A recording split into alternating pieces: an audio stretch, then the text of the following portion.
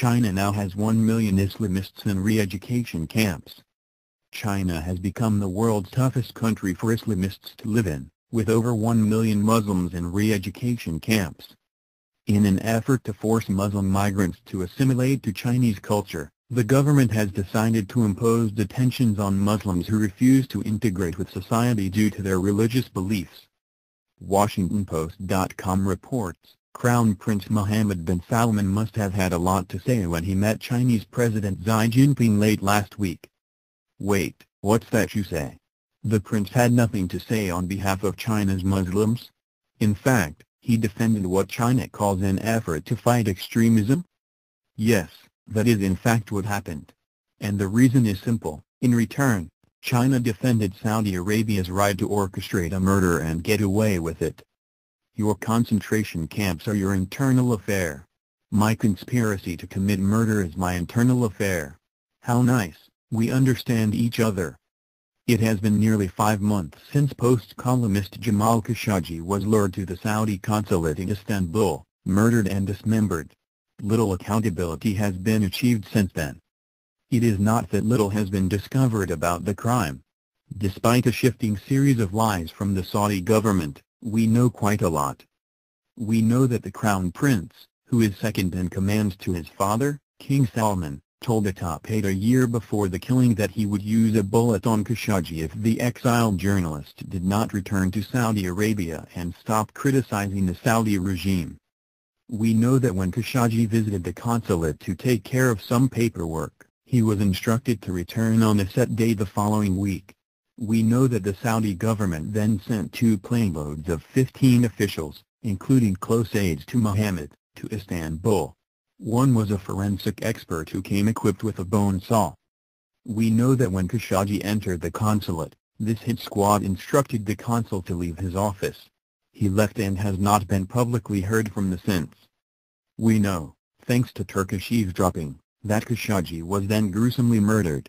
We know that when Turkey tried to investigate the crime, Saudi Arabia barred police from the consulate until it had a chance to hose it down and scour it of any possible evidence. Now Saudi Arabia says it will put some officials on trial for the murder. It will not say who, but it is clear that henchmen, not ringleaders, are at risk. If executions occur, they will be more likely used to eradicate witnesses than deliver justice. For all this knowledge, the consequences so far have been modest. President Trump, in defiance of U.S. law, refuses to report to Congress on the administration's conclusions regarding Mohammed's culpability.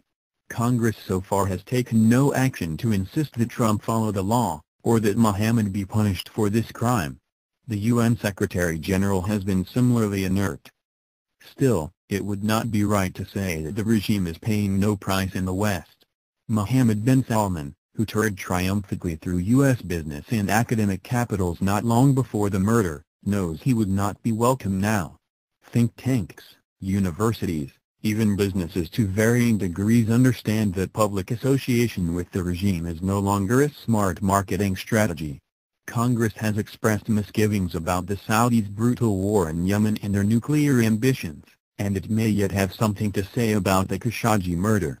The UN Special Rapporteur on Extrajudicial, Summary or Arbitrary Executions is investigating. So the Crown Prince turned east. He understood that human rights violators generally find absolution in Beijing.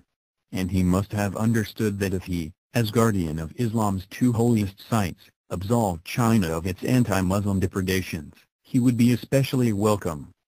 After all, it was only a fortnight ago that the Turkish government, which is competing with Saudi Arabia for leadership of the Muslim world, broke its long silence to criticize the repression of Muslim Uyghurs in western China.